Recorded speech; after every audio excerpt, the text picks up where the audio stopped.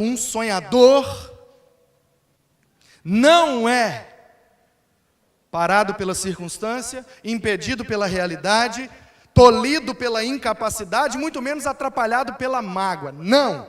Ele é governado por princípios, ele é guiado por propósitos, ele é direcionado pelo Espírito e ele prefere perdoar. Vivendo assim, os sonhos de Deus vão se realizando na vida desses sonhadores, que sonham os sonhos de Deus. Portanto, aprendi tudo isso semana passada. E aí, eu sonhei como esse Zé. E a mensagem da semana passada é sonhando como um Zé, o José do Egito. E a dessa semana, que é a parte 2, é sonhando como um outro Zé. Porque aí eu vou lá para Mateus, capítulo 1, verso 18, e vejo um outro Zé sonhador. Ora, o nascimento de Jesus Cristo foi assim. Estando Maria, sua mãe, desposada com José, sem que tivessem antes coabitado, dormido junto, to black to blim, você entendeu? Achou-se grávida pelo Espírito Santo. Mas José, seu esposo, sendo justo e não a querendo infamar, resolveu deixá-la secretamente. Enquanto ponderava nessas coisas, eis que lhe apareceu em sonho um anjo do Senhor. E disse: José, filho de Davi, não temas receber Maria, tua mulher, porque o que nela foi gerado é do Espírito Santo. Ela dará à luz a um filho e lhe porás o nome de Jesus, porque ele salvará o seu povo de seus pecados. E tudo isto aconteceu para que se cumprisse o que fora dito pelo Senhor por intermédio do profeta Isaías. Eis que a virgem conceberá e dará à luz um filho e se chamará Emanuel, que quer dizer Deus conosco. Despertado José do sono, sonhar é bom, mas despertar é melhor, tá? Sonhar é bom, mas acordar para realizar é melhor ainda. Ele despertou e fez como ordenou o anjo do Senhor e recebeu sua mulher. Contudo, não a conheceu. To black to blim? Ainda não. Enquanto ela não deu à luz ao filho, e quem pôs o nome de Jesus. Capítulo 2. Tendo Jesus nascido em Belém da Judéia, em dias do rei Herodes, eis que vieram uns magos do Oriente. Não é 3 e nem é reis. Faz favor, tá? Negócio de Belchior, Salazar, blá blá blá, isso é conversa de outras coisas. E perguntavam: onde está o recém-nascido rei dos judeus? Porque vimos a sua estrela no Oriente e viemos para adorá-lo. Tendo ouvido isso, alarmou-se o rei Herodes, e com ele toda Jerusalém. Então, convocando os principais sacerdotes e escribas do povo, os vendidos, indagava deles onde o Cristo deveria nascer. E eles, que conheciam as Escrituras, disseram: em Belém da Judéia. E responderam eles: porque assim está escrito por intermédio do profeta Miqueias. E tu, Belém, terra de Judá, não és de modo algum a menor entre as principais de Judá, porque de ti sairá o guia que há de apacentar ao meu povo, Israel. Com isto, Herodes, tendo chamado secretamente os magos, inquiriu deles com precisão quanto ao tempo em que a estrela aparecera, e enviando-os a Belém, disse: ide informar-vos cuidadosamente a respeito do menino. Ou seja, vai lá e descobre onde esse menino está. E quando tiver encontrado, me avisa, para que eu também possa ir adorá-lo. Sei. Depois de ouvirem o rei, partiram, e eis que a estrela que viram no Oriente os precedia. Até que chegando, parou sobre onde estava o menino. E vendo eles a estrela, alegraram-se com grande e intenso júbilo. Entrando na casa, viram o menino com Maria, sua mãe. Prostrando-se, o adoraram. E abrindo os seus tesouros, entregaram-lhe suas ofertas: ouro, incenso e mirra. É daí que tira a ideia de que era 3 e que eram reis. Ué, mas uma pessoa não pode dar 3 presentes? 2 pessoas não podem dar 3 presentes? 3 pessoas podem dar 3 presentes, mas 5 pessoas também podem dar 3 presentes. Eram uns magos. Foram 3 presentes, mas a quantidade de magos eu não sei. Muito menos que eram reis. Verso 12. Sendo por divina advertência prevenidos em sonho, para não voltarem à presença de Herodes, regressaram por outro caminho à sua terra. Tendo eles partido, eis que apareceu um anjo do Senhor a José em sonho. Ezé, que sonha, sou. E o anjo disse: dispõe-te, levanta, faz alguma coisa. Sonhar é muito bom, mas tem que levantar e fazer. Toma o menino, pega a mãe dele e vai pro... Aqui as histórias se conectam. E aqui a minha mente fez um bang. Que eu pensei, que história é essa? O Zé, no Egito, sonhou e teve esse monte de lição para nós. Agora lá, milhares de anos depois, um Zé, lá da Judéia, sonhou e foi pro Egito. E no Egito ele sonhou e Deus falou com ele esse negócio de José, sonho e Egito tem alguma coisa. Eu leio a Bíblia assim, você não lê não? Você lê como?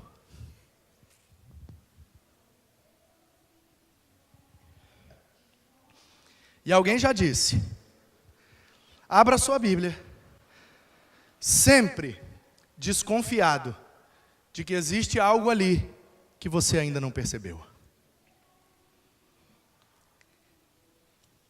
Verso 14. Dispõe, vai para o Egito e tal, e fica lá, porque Herodes quer matar o menino. Você entendeu? Verso 14, capítulo 2 de Mateus. Dispondo-se ele, o sonhador tem sempre disposição, dispõe-te. Dispondo-se ele, disposição. O sonhador tem disposição, entendeu? Eu tive um sonho lindo, e o que você vai fazer? Vou deitar no sofá. Me ajuda aí, né? Dispondo, tomou de noite o menino, sua mãe partiu para o Egito, e lá ficou até a morte de Herodes, para que cumprisse o que fora dito pelo Senhor por intermédio do profeta: do Egito chamei o meu filho. Não sei se vocês já perceberam, mas 3 profecias, nesses poucos versículos que nós lemos sobre o nascimento de Jesus, 3 profecias já se cumpriram. José, Egito, sonho, profecias. Tem alguma coisa aqui, Senhor. E ele ficou lá. E do Egito Deus chamou o filho dele. E vendo-se iludido pelos magos, enfureceu-se Herodes, porque os magos foram e adoraram. Porque os magos também eram o cumprimento de uma profecia, de que de todos os 4 cantos da terra viriam para o adorar, o Rei dos Reis. E aí eles voltaram e o Herodes falou: onde é que está o menino? Aí os caras, tá lá em Belém. Aí o Herodes disse: então vamos para Belém, matar o menino. Chegou em Belém, cadê o menino? Foi para o Egito. Aí Herodes: os magos me enganaram. Não, macacos me mordam. O menino sumiu. Então, verso 17... se cumpriu o que fora dito por intermédio do profeta Jeremias. Mais uma.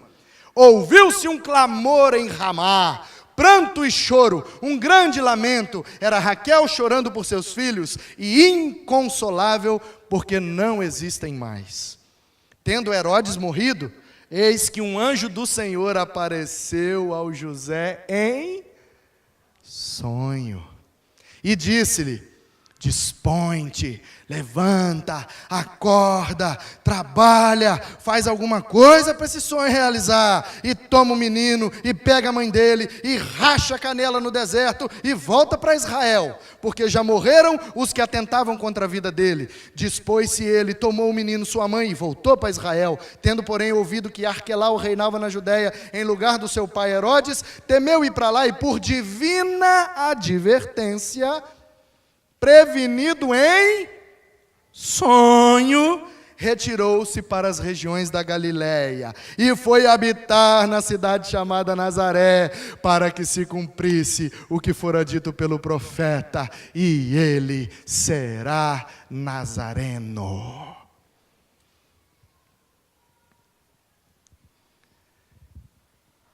o Zé, o sonho, o Egito, as profecias.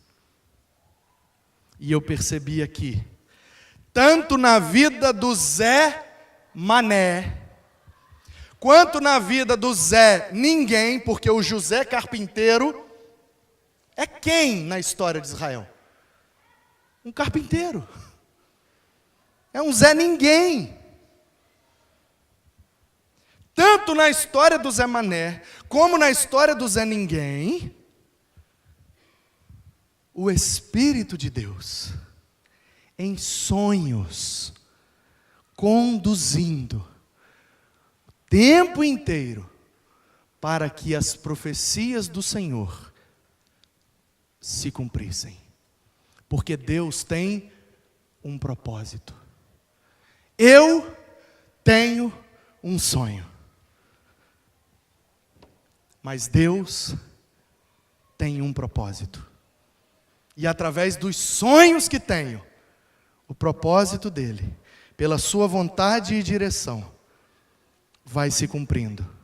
Até que de sonho em sonho, de trabalho em trabalho, de disposição em disposição, de decisão em decisão, mesmo por caminhos tortuosos, dolorosos, doloridos, não sei como é que fala, mesmo nas adversidades, mesmo quando a circunstância não é favorável, mesmo quando a realidade é ruim, mesmo quando eu me sinto incapaz, mesmo quando as mágoas permeiam o meu coração, os sonhos que tenho para que o propósito de Deus se cumpra, vão sendo realizados, não porque são meus desejos, mas porque são fruto do propósito de Deus. É isso, meus irmãos, é isso. Você quer ter os seus sonhos realizados? Não deixe esses 4 coveiros enterrá-los. Não deixe a sua circunstância falar mais alto. Não deixe a sua realidade te desanimar. Não deixe a sua incapacidade te enganar. Deus prefere as coisas fracas para confundir as fortes. Ele prefere as coisas loucas para confundir as sábias. Entendeu ou não? Que loucura esse negócio. De carro, de Kombi, de acústica, de terreno, de prédio, que loucura! Ele prefere os loucos para confundir os sábios. E de sonho em sonho, mesmo que tenhamos que passar pelo Egito, aleluia, tem gente que está entendendo o que eu estou falando. Mesmo que tenhamos que passar pelo Egito, passaremos, porque quando o Espírito nos direciona, às vezes o Egito, que para alguns é lugar de opressão e escravidão, para os que estão debaixo do propósito de Deus, o Egito é lugar de proteção. Porque nós não somos regidos pela circunstância do lado de fora, nós somos regidos pela força que há dentro de nós. Os que olham, olha, o Zé foi para o Egito. Nós somos judeus, nós somos o povo da salvação, nós somos o povo de Israel, nós adoramos a Jeová. Olha, o Zé está indo para o lugar de opressão, está indo para o lugar de escravidão, está indo para o Egito. O nosso lugar é aqui em Israel. O que o Zé vai fazer no Egito? Porque o Zé teve um sonho. E a direção de Deus foi, vai para o Egito. Ainda que ninguém entenda, ainda que ninguém compreenda, aqueles que estão no centro da vontade de Deus, podem ir para o Egito, porque Deus transforma o Egito no céu. Não importa o lugar, não importa o lugar, importa o propósito. E do mesmo jeito que foi na vida do Zé Mané, também foi na vida do Zé Ninguém. A realidade, a circunstância do Zé Ninguém era igual a do Zé Mané. Por quê?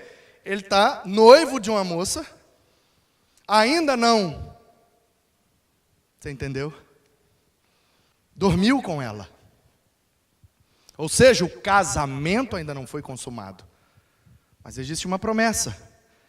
Existe ali o que nós chamamos hoje de noivado, um compromisso. Desposado estava com ela. O casamento em si, o ato ainda não tinha acontecido.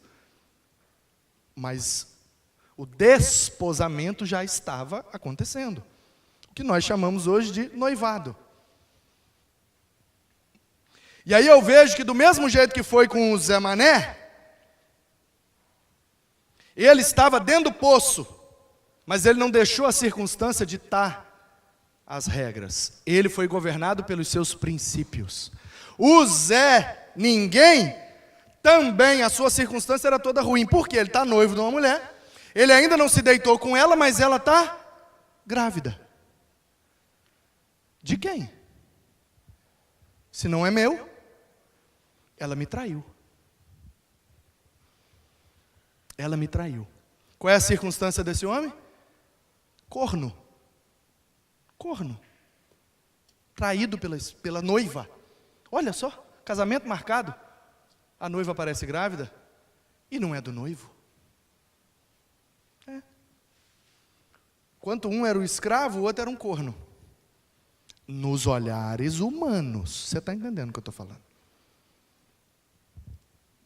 E olha só, no verso 18 do capítulo 1 de Mateus. O nascimento de Jesus Cristo foi assim: estando Maria, sua mãe, desposada com José, prometida em casamento, mas ainda não havia consumado, sem que tivessem antes coabitado, achou-se grávida pelo Espírito Santo. O que é que esse cara faz?